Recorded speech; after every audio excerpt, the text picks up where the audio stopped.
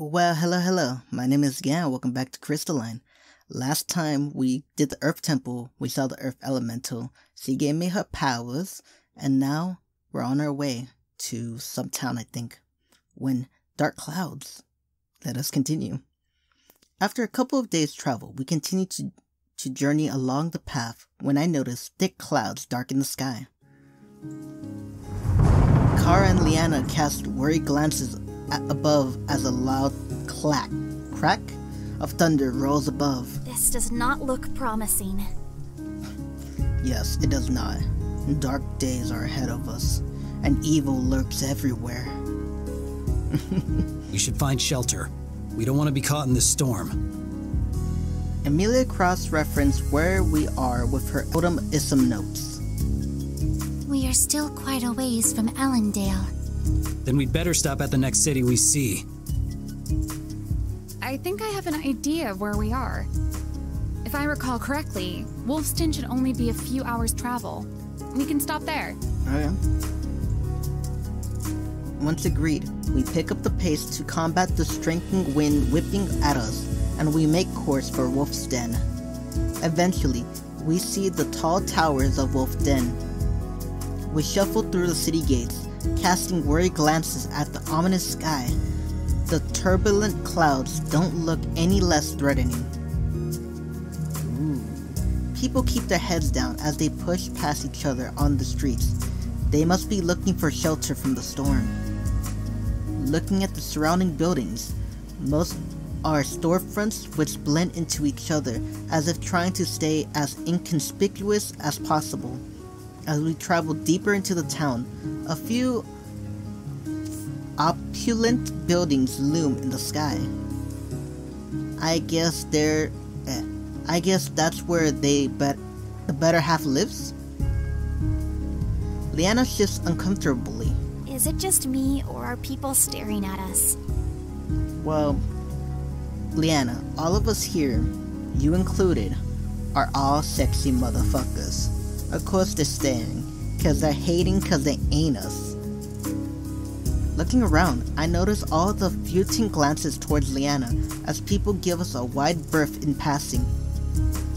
No, they're staring at you. Wait, why staring at my baby girl? The fuck?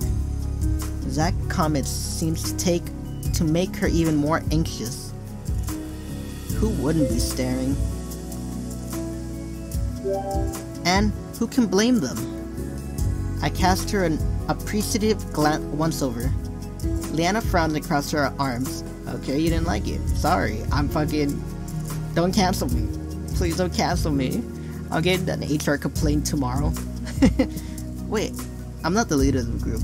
Zach's just gonna put me aside like, yeah, so Leanna filed a sexual claim against you? You were sexually, harassing her? I don't know where this bit is going. Like, Leanna frowns and crosses her arms. That didn't seem to help ease her nerves. I might have made her even more uncomfortable. When you remember what kind of town Wolfston is, it's no surprise everyone is staring at her. I give Kara a questioning look. And what sort of town is it? Let's just say that what happens in Wolfston stays in Wolfston.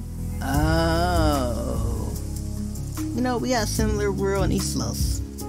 Nah, I'm just kidding. Nothing stays in Eastlos. You stay dead. Leanna covers the sigil on her manipulator with one hand. Maybe this isn't the best place for me to be advertising that I'm a part of the Mage Guild. Yeah. Zach nods. Agreed. You're making them nervous. The stairs reminds me of when I first arrived in Meadow Hill. Should we find you a change of clothes to blend in more? That is a satisfactory suggestion, but perhaps it should be executed without the presence of Leanna. The longer she is in the streets, the more attention she draws. Damn. Good point. Let's hurry up and find the inn. Leanna can stay there, and I'll help her find a more suitable outfit. Why can't just Zach give her, like, the trench coat, cover her up for a bit, then while these ladies go find clothes, you know what I mean? Because once we walk in the inn, I'm feeling like people are gonna be like, shit, she's with the Mage Guild, fucking kill her, you know what I mean? As the winds pick up, more people creep out of shadow alleyways as they tried seeking for shelter. I'm reading this wrong, I'm sorry. As the winds pick up, more people creep out of shadowed alleyways as they seek shelter. I instinctively check my pockets. Something about this place has me on edge. Leanna is equally anxious, while Amy's expression doesn't change. She does seem more alert than usual. Only Zack and Kara seem unaffected. Before long, we reached the inn. I let out a relieved breath as the fire crackling in the warmth in the hearth warms me. Kara and Zack go to secure rooms and food as the rest of us sit down in a secluded back corner. Although the lobby is full of people, it's more quiet than the other inns we frequent. Most patrons drink alone, and those in groups murmur softly, trying not to draw attention to themselves. We aroused a few curious glances when we walked in, but once we shuffled out of sight, people relaxed and forgot about us. The silence grew stiffly as both Leanna and Amelia wait for the rest of the group to come back. As I'm wondering if I should say something, Leanna addresses Amy. There's something that I've been wondering since Hearthpoint, but I haven't had a chance to ask. Amy shifts her attention to Leanna. Your mother mentioned that it's taken you a while to get a field study approved. Yes, that is correct. I understand that such things take time as professors want to ensure the study is a proper fit for the student, but I will admit that I am beginning to become impatient. She sighs. Was the process for your field study equally taxing? If this bitch says no, I'm gonna fucking choke her out. Fucking I don't know why, I just like to give her like a voice. Because look at her, she's like, I could just imagine her, she's like grabbing her arm like as hard as she can, like, if this fucking bitch says no, I'm gonna go kill her, then I'm gonna go shoot up the Mage Academy.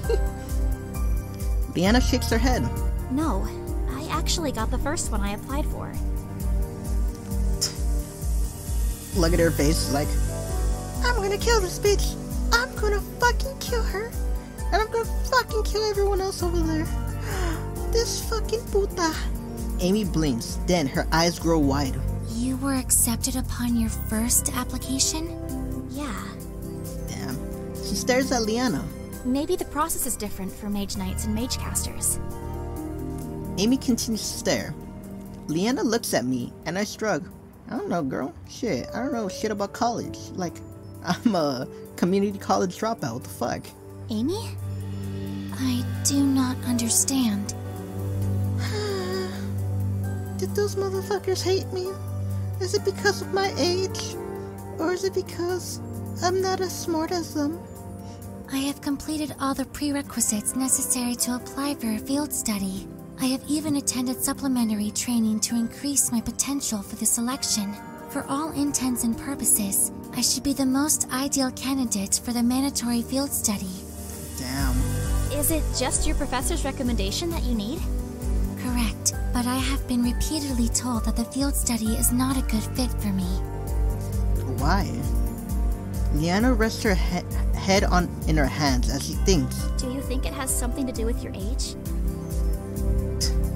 This fucking bitch! My age doesn't have to do anything about me! You motherfucking grown-ass bitch! Fucking shit! Fuck! Amy frowns. My age should not be an eligibility factor. I have proven myself to be capable enough to study as a mage caster. This is pretty strange. And they haven't given you a specific reason why you keep getting declined? Amy shakes her head. I am quite perplexed by the situation, especially now that I understand my difficulties are not standard. Hey, they're hating cause they ain't you, you know? I can feel the frustration behind her words. It sounds like the academy has it out for her, and I think she only just started to realize that she's being treated differently. You know what? We're gonna talk to your professors. We're gonna stand up for you. Hey, our little girl right here should be getting a field study. Why the fuck is she not getting, you know what I mean? Then they're gonna say something and I'm gonna be like, you're gonna catch these hands, motherfucker. Bam, bam, bam. If it really shouldn't be this hard to get into the program, you should have a serious discussion with your professors when you, sorry.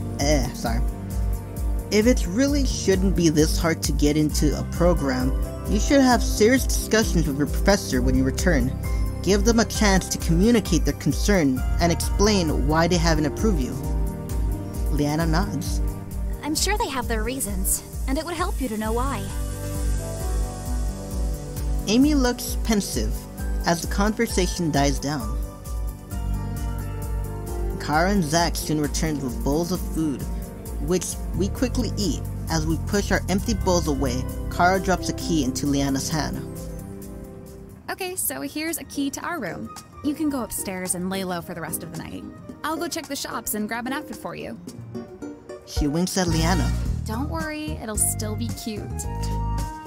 Oh my god, it's gonna be cute and adorable. Is it gonna be Hello Kitty? Oh my god! Sorry. Every time I hear cute, I just think of something stupid like that. Like, oh my god, it's gonna be Hello Kitty, or fuck, what was the one thing that my little sister was really into when she was a kid? Monster High. Remember that shit? Monster High. My little sister's, ooh, fucking Monster High. I hated that shit. Zach silently hands me a key for our room. What about the storm? Oh, I'll be okay. Zach will come with me. Yeah, Zach is just gonna go up to the storm and like shoot it. Get away from my girl! Bam, bam, bam, bam, bam. The fuck? The storm. What is Zach gonna do against a storm? Zach crosses his arms. I didn't agree to this. Kara faints hurt. You mean to say that you would let a young woman venture outside into the storm, in the middle of the night, in a dangerous city all on her own? Yeah. Have you never met Zach before? Zach's eyebrows twitches, but he tries to remain steadfast. Guilt-tripping me won't work. Hell yeah, it won't work on me either. I have 2 little sisters that's tried that all their lives. Fuck that. Literally, I have little sisters, I got little cousins. They do their fucking, you know, the puppy dog eyes. And I'm like, nah, motherfucker, get the fuck out of here. Shit. With those puppy dog eyes. Fuck off. Who knows what sort of ruffians are walking the streets as late? If they were to get the jump on me, then... Girl, you've been in our crew for a while. You're stronger than the rest of us. The fuck? Okay, fine. I'll go with you. Jeez. He pushes himself to his feet. Kara grins widely. I knew you'd come around. I'm only doing this so you can't blame anything on me later. Fucking Sunduri. This guy. Kara smiles and drags Zach with her as they head towards the door. We'll be back soon. Okay. We watch them exit in silence. Well, I'm gonna call it a night. As will I. I see 2 girls in the morning. I'm gonna head out. Peace. It is getting pretty late, and the thought of a real bed is very tempting after having camped out for so many nights. I think I'll turn in 2, you know? Alright ladies, see you guys in the morning. Together we head upstairs, then split off into our separate rooms. I relax in my bed for a while, enjoying the peacefulness of the night as I wait to fall asleep. The Pongo mysteriously emerges from somewhere and hops onto the bed. He bounces over and leans against me before finding a comfortable spot on the bed to sleep. I'm not sure how much time passes, but I eventually hear Zach return to the room and go to bed. I fall asleep not too long after.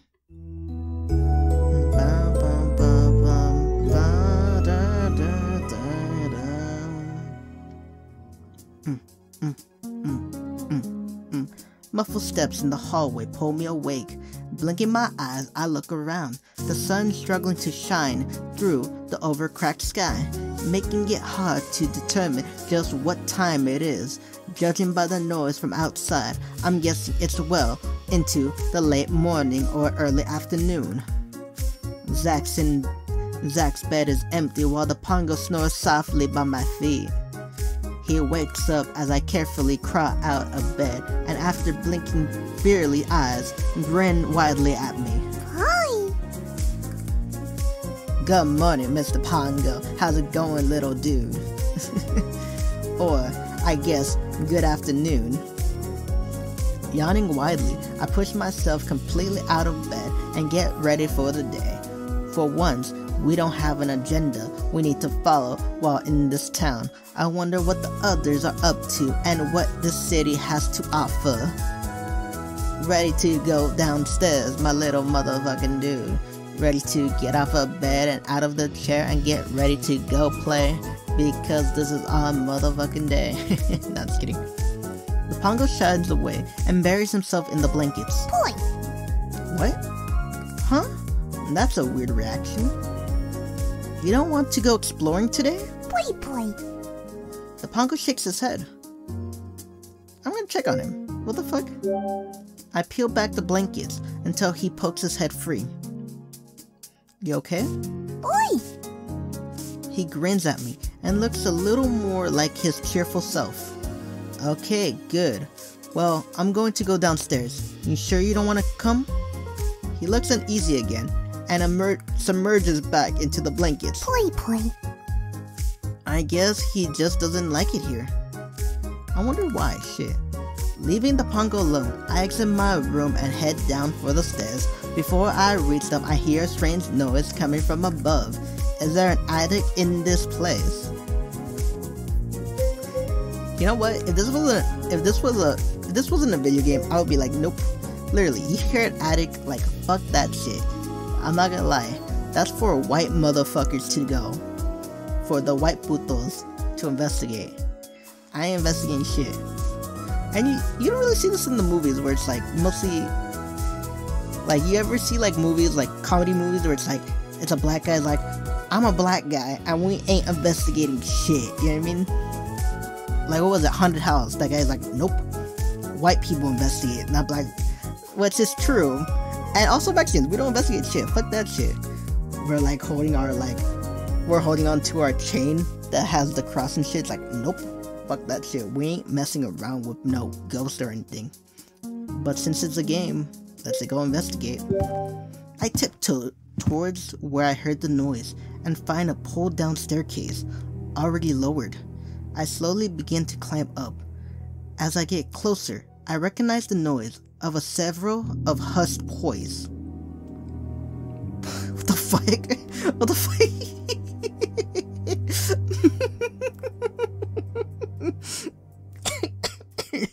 Sorry. It's a fight. What the fuck? This is like the mafia, but pois. Pongos. The poise ceases as I poke my head up into the attic.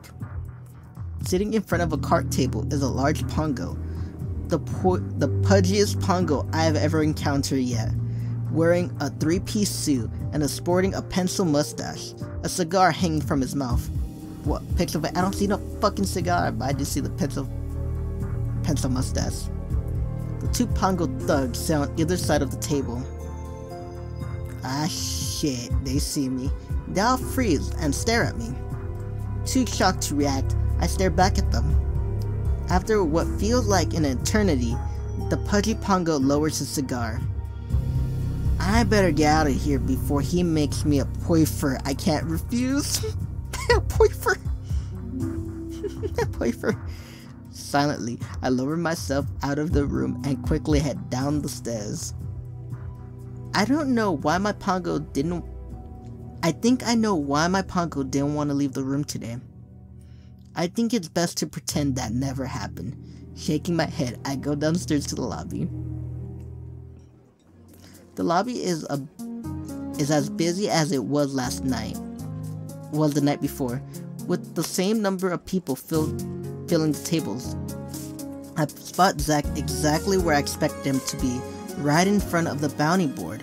Kara nurses a drink alone at one of the tables, but I don't see Leanna or Amy anywhere. Let's see, who do I want to talk to first?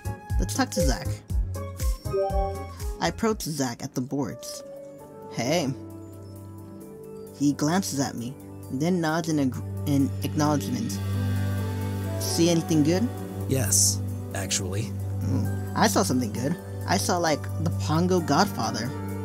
Just imagine he just looks at me like, the what? Never mind, you're not gonna get it. I look at the board and let out a breath of surprise. Whereas, most of the board at the end only has a few flyers pinned at a time. This board is covered in wanted posters. Whoa, that's a lot of bounties. Zach grins. Check out the payout on these things. He points to a poster of a scary man with a grizzled face and a deep frown. Underneath his mugshot lists a number with more zeros than what has ever existed in my bank account. Damn. Zach nods.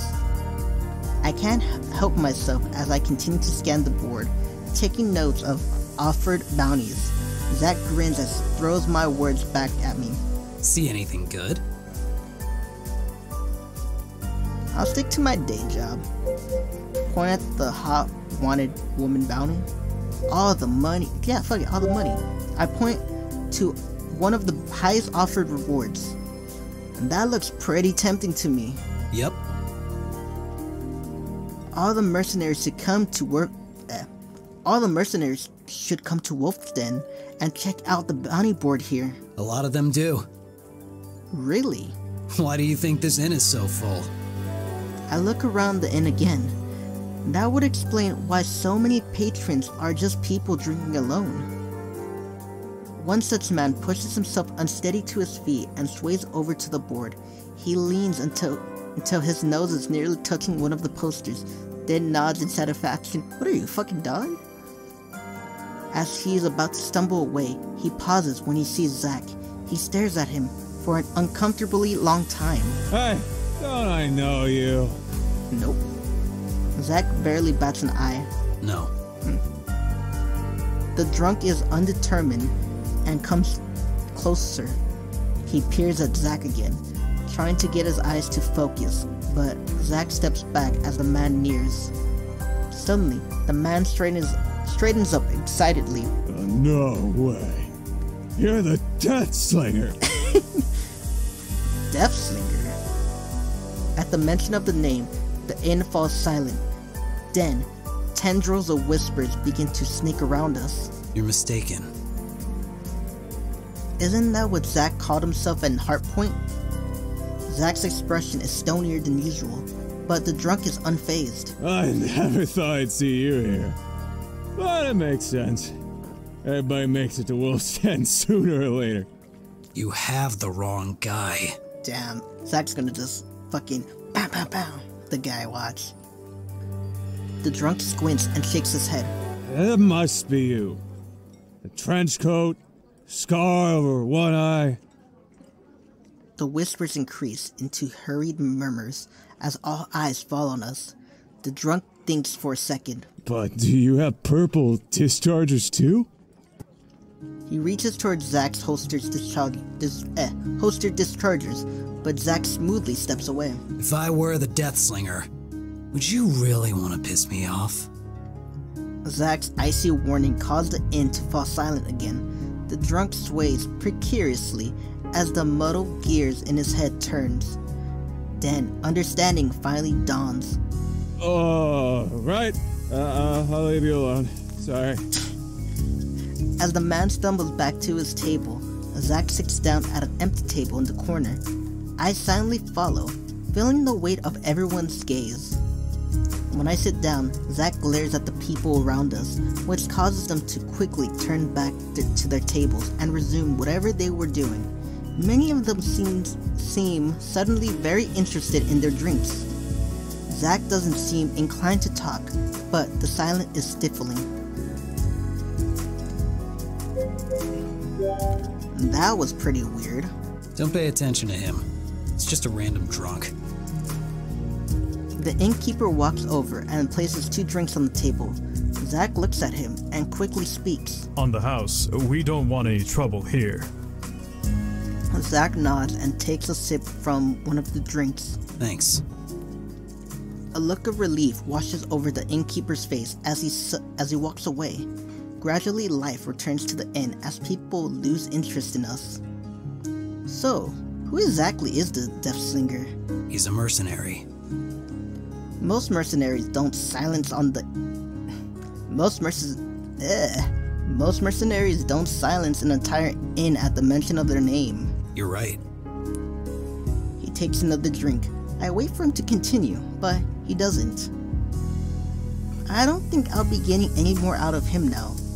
Since things have begun to feel more normal, I relax a bit and take a sip of my drink.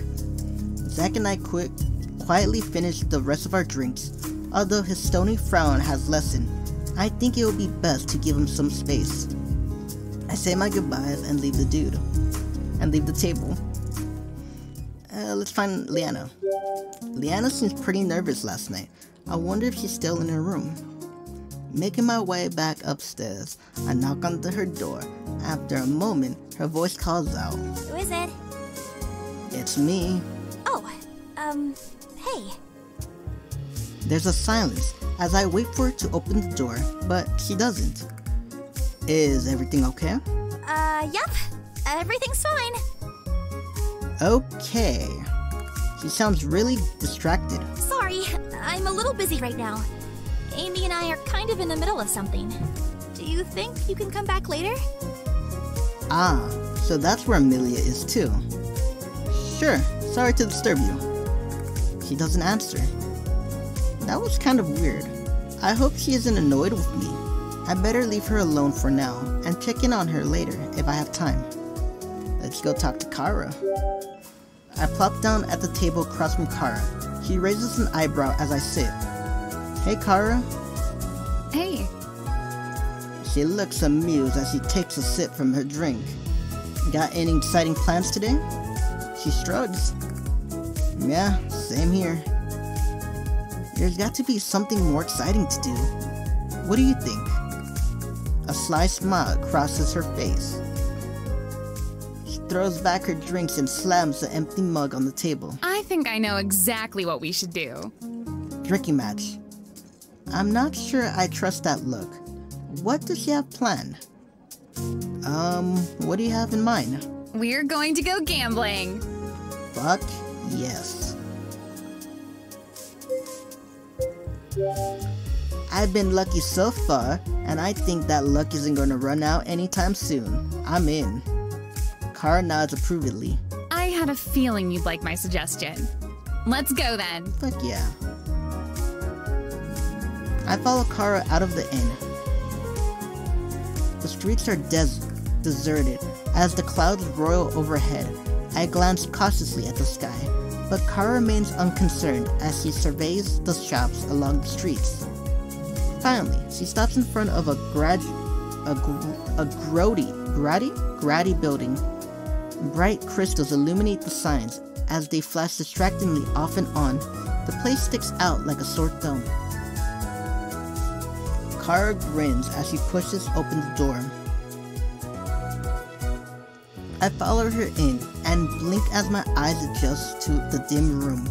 Even if I hadn't known where we were going, I would have instantly recognized this place as a casino.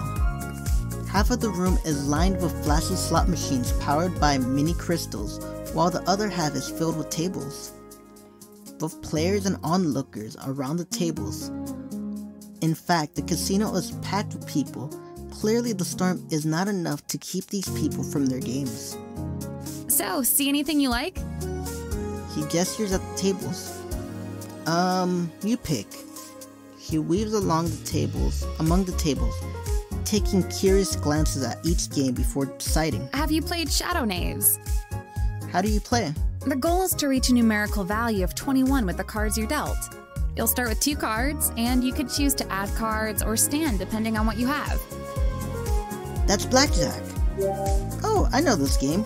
We have a version of it back home. Perfect. Then you'll be a pro. Fuck yeah. Ready to play? Yes.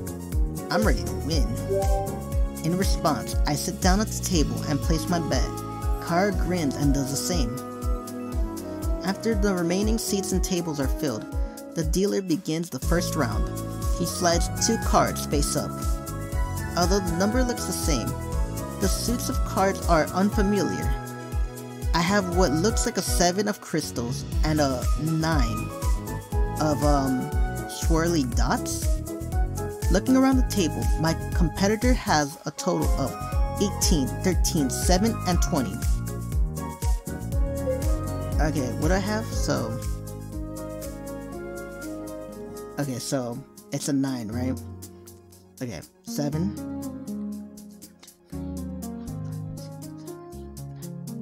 I have 16. I can either hit it or stand. I gotta hit it because there's a guy with 20, right? I gotta take a chance. My cards only add up to 16. No way I will win with that hand. Hit me. The dealer flips over another card to reveal a 5. Nice. The dealer busts and I win this round. Fuck yeah, I win. Kara somehow is a blackjack master and pretty much kills it in every round. Some of the crowd scowls on the other patrons deep. Fuck. Kara somehow is a blackjack master and pretty much kills every round. Such of the scowls of the other patrons deepen, and I'm glad I'm not a part of that game. They don't look happy at losing all of that money. I browse a few of the other tables and recognize the Terra's versions of craps and roulettes. It's funny how we have fairly similar games, although I suppose not too unexpected considering we're familiar similar worlds. Gambling is gambling. I return to the blackjack table, just in time to see Kara abruptly stand. Time to go. What? But what about trying? Kara has a grin plastered on her face as she shakes her head. Maybe next time, but I think we've had enough gambling for one day. It's time to cash out. You motherfucker, you're cheating. Not even one more game? Really, it's about time we get going. Trust me. She doesn't seem like she will let up. I shrug and follow her. After cashing out, Kara hastens out of the casino. I jog to catch up to her. Something weird is going on. So, what was that all about? Why are you in such of a hurry to leave? She smiles innocently. It was just time for us to go. Uh-huh. You were totally up to something shady, weren't you? I don't know what you mean. Sure. I bet you were counting cards. Kara blinks. Oh, you noticed? Wait, what? What?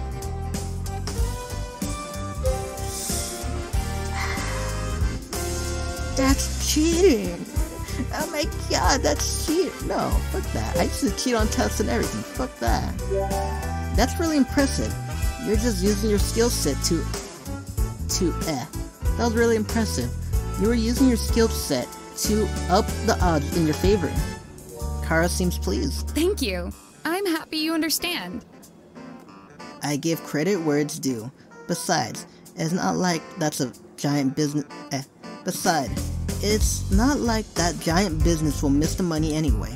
It's true. There are a few people I could think of who could put that money to better use. You mean like orphans? Kara whips her head around and stares at me with wide eyes. More specifically, those orphans back at Stonecrest. How'd you know about that? I saw you there. I want to share my money with them too. Her expression softens. You gave them money too? I nod. I felt bad for them. Yeah. They were just trying to survive in the only way they knew how.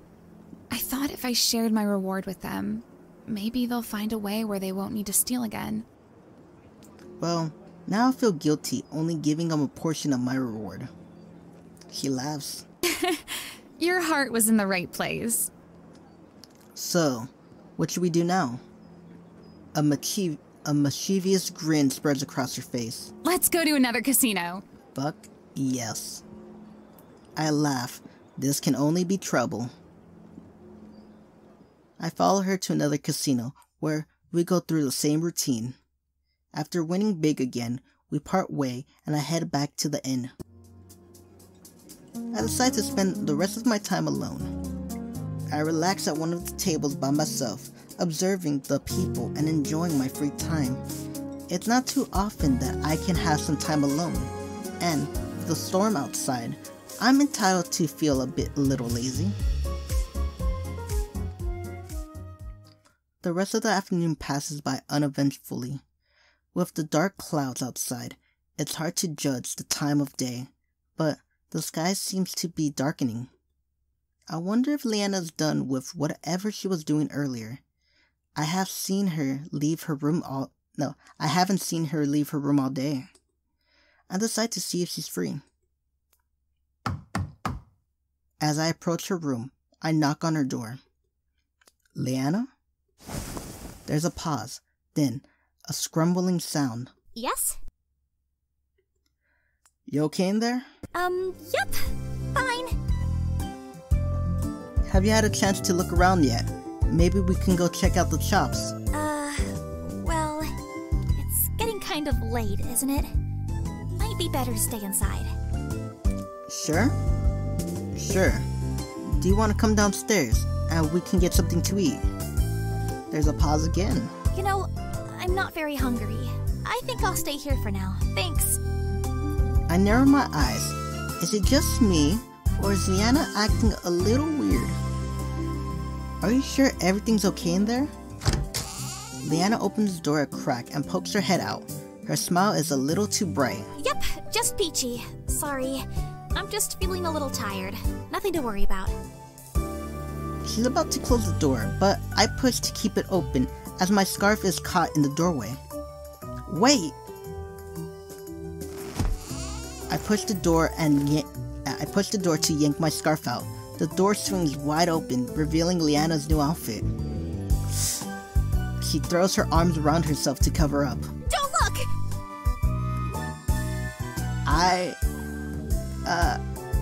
Baby girl, you know I love your outfit. It's just, whew, you're looking good. Looking like a snack.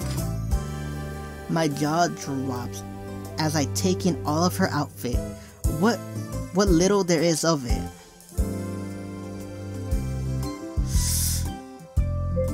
Damn it, I want to say that one, but then again, I'm an anime protagonist. I quickly turn away as my cheeks burn. Is that the change of clothes Kara bought for you? Yes. I glance back at her. Her hands are still covering herself, and she refuses to make eye contact. Is this why you've been hiding in your room? I can't go anywhere dressed like this. It's best if I just stay here until the storm is past. It's really not that bad. Leanna just gives me a look. If you don't like it, we can go to the shops and get you something else. Okay, let me change and then we can go. I thought you couldn't wear your regular... I thought you couldn't wear your regular armor. Leanna blinks. I can't go out dressed like this, though. Why don't I just put my scarf like around you? Wait, this motherfucker has a scarf? You know what? Because you don't see the guys, so it's like, this motherfucker has a scarf. Your armor will draw more attention. At least this outfit helps you blend in. She looks uncomfortable. Honestly, it isn't that bad. Besides, we don't know how long this storm is going to last. What if you have to spend days cooped up in that room? Leanna frowns as she thinks about it, then sighs. I suppose you're right. Alright, we can go, but let's make it quick. Wait, I wasn't staring. Gathering her courage, Leanna leaves the room, and the two of us head downstairs. Nobody pays us any extra attention as we exit the inn. I squint up at the thick clouds. There's a little rain. We better hurry if we don't want to get caught up in a downpour. I gotta burp. Sorry about that burp. We make our way down the alleyway. Leanna still gets attention, although not the same as before. She seems annoyed by the sharp whistling from leering men. I wonder if I should step in. Hey there, baby. Ugh. What did you call me? Leanna grabs the man by the collar and slams him against the wall. What the hell? Go on. Call me baby again. I dare you. Leanna grips the man's collar tight. Leanna's grip on the man's collar tightens as he's pinned securely against the wall. She must be using her wind magic to be able to keep a man twice her size immobilized with barely a struggle.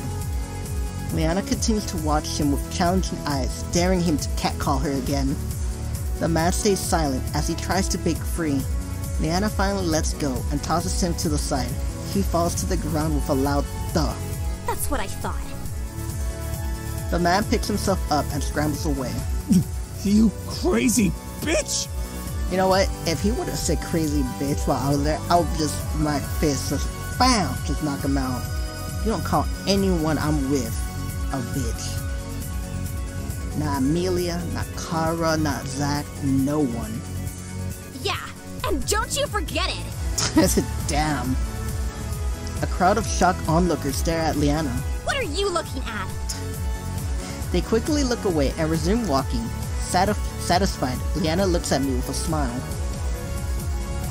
Damn. I think that fucking Leanna's a Chola, man. Shit. Fucking Chola. She just beat up a man. And she just... Don't you look at me? Fuck. I don't like people looking at me either. I don't know if it's East Los or like anything, but like... Fuck. I remember this lady. She was just looking at me. It was like this older looking lady. Not a sweet lady, and she wasn't like looking like, oh, look at him, isn't he a sweet little boy?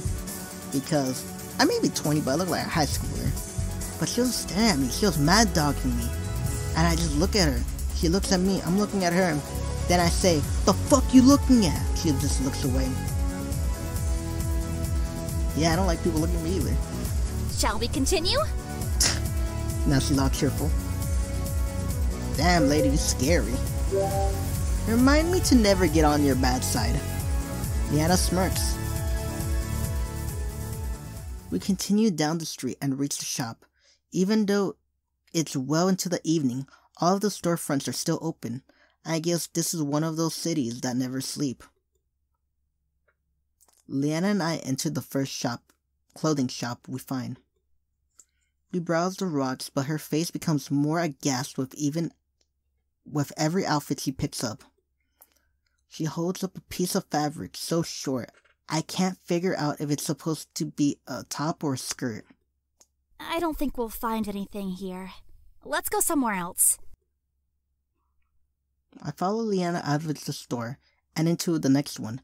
As she browses the selection, she seems even more disappointed as each outfit is skimpier than the next. After checking out a couple more shops with no luck, we enter the last shop on the street. Leanna checks out the rack again, then tracks down the shopkeeper. Excuse me. Do you have any armor? Absolutely. He rummages through the clothing before he pulls out what is exactly just a metal bra and a thong. Leanna can't hide her horror as the shopkeeper smiles triumphantly. Here you go. You have armor right there, motherfucker. How is that armor? What do you mean? It's metal. That means it can protect you. But what about the rest of me? He's about to retort, but is left speechless as her words sink in. You know, I'd never even thought about that before. Do you have anything with a little more coverage? Why can't you just give her men armor? Like, it worked for Mulan in that movie. The shopkeeper returns to the rack and picks out another metal bra and underwear. How about this? How is that better? Whoa. Ugh, I am so done with this place! Realizing that this is a fruitless search, Leanna fumes out of the shop and I follow closely behind. She looks down at her outfit and sighs. It's hard to believe, but I think Kara picked out the most modest outfit available in this place. Looks like it. I guess she knows me a little better than I thought. As we pass a darkened storefront on our way back to the inn, two men melt from the shadows and approaches us. Okay, trouble. Let's get ready. Excuse me, are those manipulators on your wrist? Leanna and I glance at each other and then back at the men. Why do you ask? The second man speaks. We have an offer which may be interesting to you. Okay, Jafar, what the fuck? Exactly. As magic users, power in your craft is essential. Luckily for you, we happen to know a secret technique to amplify your casting usage to your fullest potential, no matter the skill level. Ah, you're selling us bullshit. What's the technique? The first man hands me a card. The den at Wolf's Den is written in curly letters. Meet us at that location tomorrow morning, and all will be revealed. Leanna narrows her eyes. How do we know this is legitimate? The second man smiles. Your skepticism is understandable, but we've gone through this exact training and can personally guarantee results. Okay, so this guy's spilling bullshit. You're mages? Where are your manipulators? I glance at their empty wrist. Leanna brings up a good point. Right here. He lifts his hand and points to a crystal inlined ring on his finger. Leanna's mouth drops in surprise, but she quickly composes herself. Your manipulator is a ring? The man flashes the same mysterious grin. Be there tomorrow morning and all will be revealed. Fucking Jafar. They hand Leanna a card too, then disappear back into the alley. Leanna watches them retreat, a stern look on her face. You got solicitors in this world too.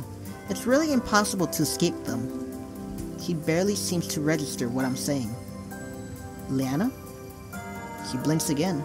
Huh? That was pretty weird, right? Yeah, definitely. I begin to throw the card away when Leanna stops me. Wait! We need that! We do? How else will we find them tomorrow morning? Wait, we're going to meet those guys? She nods. Is that a good idea? Are you sure that's a good idea? It seems like whatever they're selling is really shady. It definitely is. And that's why we need to go. What if their secret technique is dangerous? Do you think the technique is even effective? She shrugs. Probably not. If it were so easy to become powerful, then everyone would do it. Besides, there's no way those rings are actual manipulators. It's impossible to condense the amount of energy needed for casting into such a tiny crystal. Something doesn't add up. Yeah, no shit.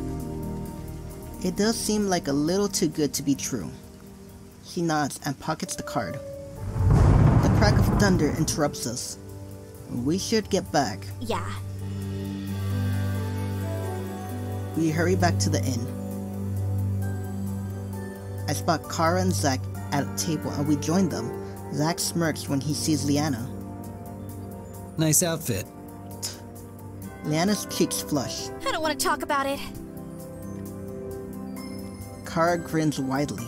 Oh, don't be shy. You've got to own it. Leanna blushes deepens as she quickly changes the subject. We were just out and ran into some strange men promising us unimaginable power. She pulls out the card and places it on the table. They said to meet them there tomorrow. Zack and Kara study it. I've never seen this before. I have. They recruited me too. Wait, motherfucker, why? Leanna blinks. But you aren't a mage. They were looking for magic casters. Why did they recruit you? Zack shrugs. Something about being a valuable asset? I wasn't really listening. Zack, come on. We're going to meet them tomorrow morning. Leanna nods. Same here. What? Really? Leanna looks equally surprised. Sure. Why? I thought you weren't listening. I wasn't. But from what I did hear, it sounds like a scam for money. Money which should be liberated from them for the greater good. You mean to us, don't you? Why am I not surprised? Look at this smile. It's like, I'm gonna have all that motherfucking money. Alright, let's meet up there tomorrow morning and go together. Zach nods. As if on cue, Amy joins the group. Greetings. Have we all gathered here to partake in supper? Who the fuck says partaking in supper? Look, you're a little girl. You should be like, oh my god, can we eat some delicious food? Can we get some grub? Something like that. I'm just kidding, Amy. I give you shit, but you're just a little girl and you should be having fun and not trying to act like an adult. That's a pretty good idea. I could go for some food. I nod. Same here. We order some food and sit together to eat. As we eat, Amelia looks intently from Kara to Leanna. Leanna shifts uncomfortably. Is there something wrong, Amy? There seems to be an undeniable trend in the clothing both you and Kara are wearing. Perhaps I should be wearing something similar. No. Kara becomes stern. We need to have a talk about what is and isn't appropriate for you to wear, young lady. She's like a mom. The irony of that statement is not lost on me. I can wear whatever the fuck I want. Who the fuck you think you are? You ain't my mom. No, don't let her ruin innocence. You're too young for that. What you're wearing is much more appropriate. Maybe when you're older. Trust me, you won't find anything age-appropriate in those shops. I believe you all are still significantly misestimating my age. You're still younger from all of us, okay? And you're a baby, okay? We don't want you hurt in this world. We want good things and a good future with you. You can't be a hood rat, okay? Once the team has calmed down and talked Amy out of purchasing an outfit, we finish the rest of our meal. Leanna reminds Zach and me to meet up downstairs in the morning. Then, we all retire to bed. After getting changed, I fall into my bed and drift to sleep.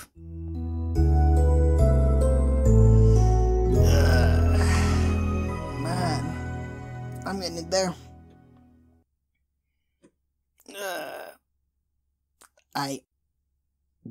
Why is my screen black? Alright, I'm getting to there. If you like the video, like, subscribe, leave a comment, and hit the bell notification so every time I put a video up, you'll get notified. Aight, man. Well, this is a good game. I wasn't expecting it to be an hour though, but fuck it. It's really good. Okay, well then, this is farewell, and as always, bye-bye.